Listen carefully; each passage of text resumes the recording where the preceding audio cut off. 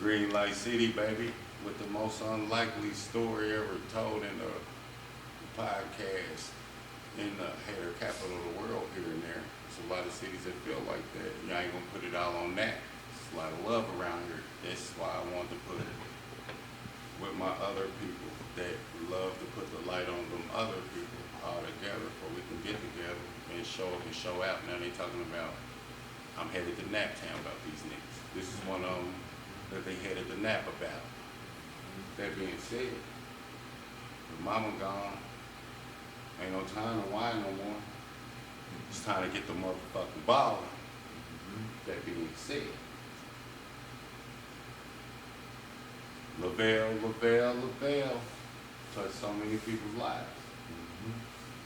We can name countless. If you really real, if Lavelle touched your heart, hit the like button and then comment about Lavelle. Not because you thought I wanted you to hit something, because you knew Lavelle did that for you.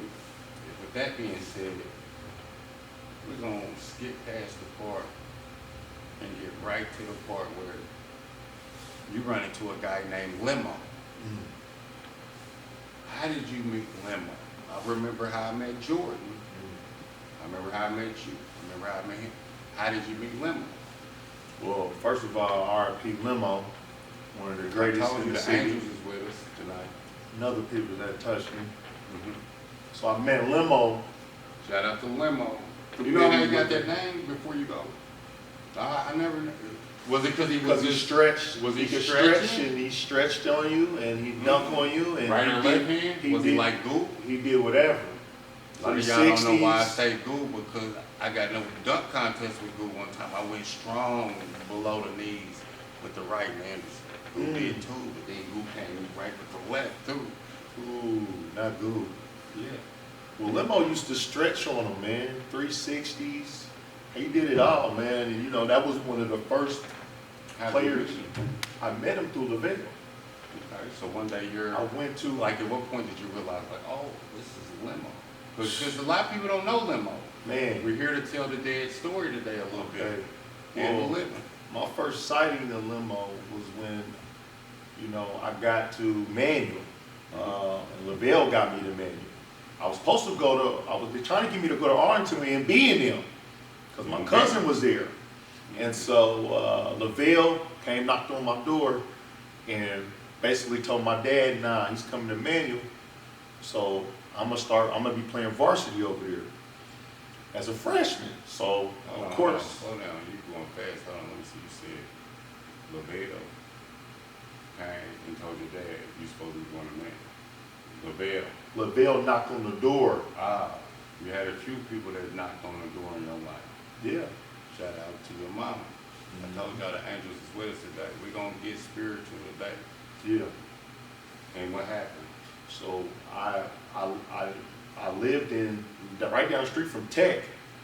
Was gonna go to Arlington, but when he knocked on that door and he told me what he wanted us to do, Probably would have been bucking boys with MB. MB wasn't no plaything. I don't know if y'all remember about MB. right? And quiet as kept. You would have been right there with him. Exactly. Hold on, but don't forget where you was at. This is important. But go ahead with what you're saying. To touch on MB real quick. Big Me brothers. and MB used to battle 7th, 8th grade for championships. Before the lights. Before the lights. And when I set eyes on MB, it was the first big guy that I ever battled that I had You had trouble. trouble with had a lot of trouble. and was scared out there to bang with him because I never seen nobody like him. So MB was my first rival. One of one. None before. None to come. No to a like a snowflake. And so me and him had battles before high school. So I already knew what MB's game was about in his heart because I played with him against him so long. So, you know, shout out to MB, one of the greatest big guys. You would have still been over there. When MB would have been trouble with Arlington. So definitely would have been trouble with Arlington. over there, he told Dad, we still got to get to that part, but hold on. I still need to be clear on when you said eyes and said, not just Limo through the ears, but Limo. Like, when did you first know it was the limo? Man, when I came to Emmanuel and I watched the game, my first varsity, before my first varsity game, I had to watch first. And Limo was out there dominating. And when I mean dominating, he was dunking on everybody. He was getting every shot. He was shooting threes. He was to the lane. He was 360s. He was everything. And I was looking at him in awe like, man, I want to be like him. And so in practice, Lavelle used to always have Limo working with me on my game. So to me, it was like, limo? I mean, if you want to call it, if Lavelle put me with the right guy, that was the right guy for me, was Limo. And so Lavelle. they called me up. Lavelle Craig pulled me in the room and said, Buckley, you're starting varsity tonight against Southport. Have you ever heard those words? A lot of y'all have. A lot of y'all that haven't. What did he say? Buckley, you're starting varsity tonight as a freshman. Shout You out to ready? Kevin Nett. K. Nance. He was also the point guard. Me and him was freshmen starting varsity. So I got in the game. Before I got in the game, Limo looked at me and said, Limo's averaging 26 now behind Mosey. Is he pumping and maneuvering through like Mike? Hold on. Because this is what I'm imagining. This is, okay, imagine this. Every game, that's what all we had, was Limo doing that. He averaged 27, Mosey averaged 28, 29. It was neck and neck. Mosey was number 1, Limo was number 2. You said who? Mosey Barnes was number 1, Limo was number 2 in the stadium Hey scoring. man, listen, there's a few things I'm learning about this show, man. We're going to take it to where Pops and Lavelle, and we're going to speed from the south side to the west side over there at Pike. But hold on, man. I'm starting to notice a few things on this show. One thing is, outside of JG, I want to know who y'all got coming for CT. I need to know. Number 2, hey man, we don't want to hear no more about Pike. Okay, now continue. All right, well, this game, Limo looked at me and said, Buck, I'm passing you the ball every possession. Kind of like, gave you the light. He was the light, gave you First the light. game ever of mine.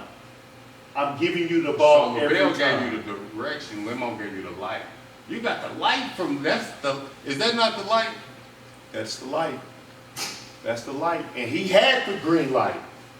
Right. It was his green light season. Yeah. So imagine me coming in. Game to give you the light. I've never seen him pass the ball. And he told me, my first game, I'm giving you the ball every time. They're going to triple team me, double team me, shoot it. He kept giving me the ball. So when you say he was maneuvering, it was a maneuver to me. Yeah. And I was knocking down the shots. I was smacking glass. See, back then, it was all about smack glass with me. That's where I got the banging. And I was smacking glass. I'm smacking glass with power. So you can feel the backboard moving when I smack. You know what I mean? That was just my thing. Oldest I ever seen smack You feel glass me? was Chaz Winston. Used to smack like, then he'd look at you and say, Get up. So it was one of them moments where, shout out to LC. was one of the moments where I felt like the angels was with me because every shot I took, I was hitting. Boom. And Limo just kept feeding me. So I ended up with my first game, 20 points and 18 rebounds. And I was in the paper. The star is born. I was in the paper over Limo. Cut the deck. And Limo was in it, but it was Rickey Buckley with 20 and 18, and then Limo, Falzo Torrance. So Yes. that was a special game for me, man, you know? Shout out to the heavens. It's time to go to Pike. We're going to have a part 2 later, because y'all still going to be thinking about more angels that's on y'all side after this. You get the Pike. So how I got the Pike was, sectionals is coming up for Manual. My pops just got a house built in Pike Township. He wakes me up and says, you need to tell the coach and them you're leaving, you're going to Pike. During the sectionals. So I had to go in there to tell Lavelle And Craig, Mm. that I am not being played the sectional, that I'm moving the pipe. Your leaders. My leaders. And they was trying to do everything in their power to get my dad to make a different decision and let me play in the section. Mm-hmm. But I moved immediately.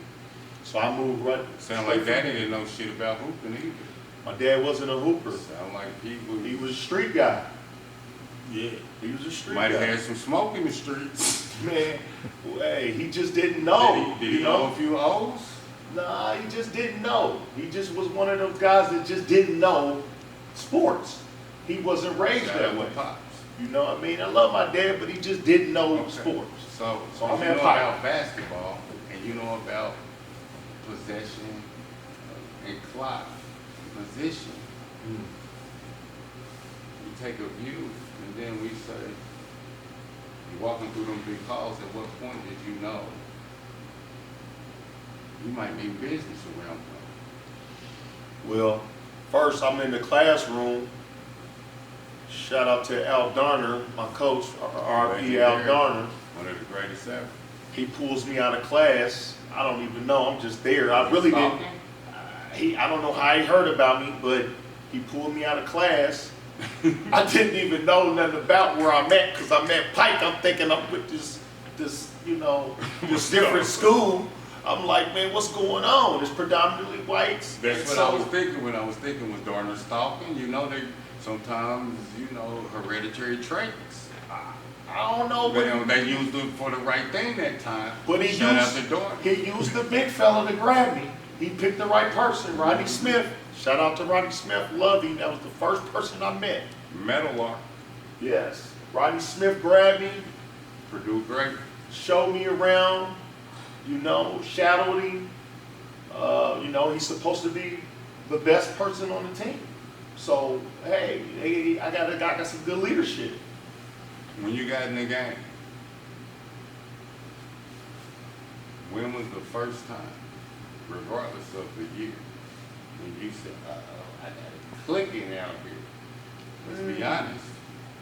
In the game, or do you want to start Just- out when I first got there with them? When did you know you had it clicked? We can't tell them everything tonight. Okay, I knew I had it clicking when my teammates was clicking together Mm. on the outside of the basketball. Was they throwing up fake gang signs? Couple Absolutely busters on not. the team? Absolutely not. Was it? No, we were all getting together, going to different parks, different recreation places. We Who was brought playing that together. It was just their It was team. just the chemistry. It was just the Oh, chemistry so of they their already team. had it before you got there, or Yes, so you just melted? So you found the family. I found the family. You found the family. I A lot found of the y'all family. are still looking. Listen, if you be happy for that, we'll be happy for yours. And with that family, man, I felt like these guys was here to win. So when we Here to here to win. So at this time, I've never had the chemistry outside the court. At Manual, we just came to the court and played. This situation, we're outside of the court and we actually having chemistry and we cool and we going places together and we Yeah, open. because through your experience and what you went through, losing that family, you was hypersensitive to being intuitive about when that family feel is there. Correct. They probably was just, vibing because everything was good on the west side. Yeah.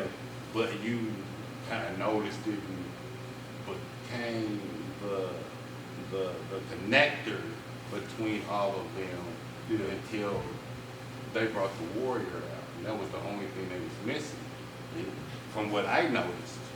And they knew the warrior. They was missing that warrior. But they knew the warrior was there when I got there, because it wasn't all peaches and cream. Because me and them guys went to war, and it had to be who's the best rebounder, who's the best man for the job. But the question is, do they want to go to war again if need be? No, they decided to bond with me, not against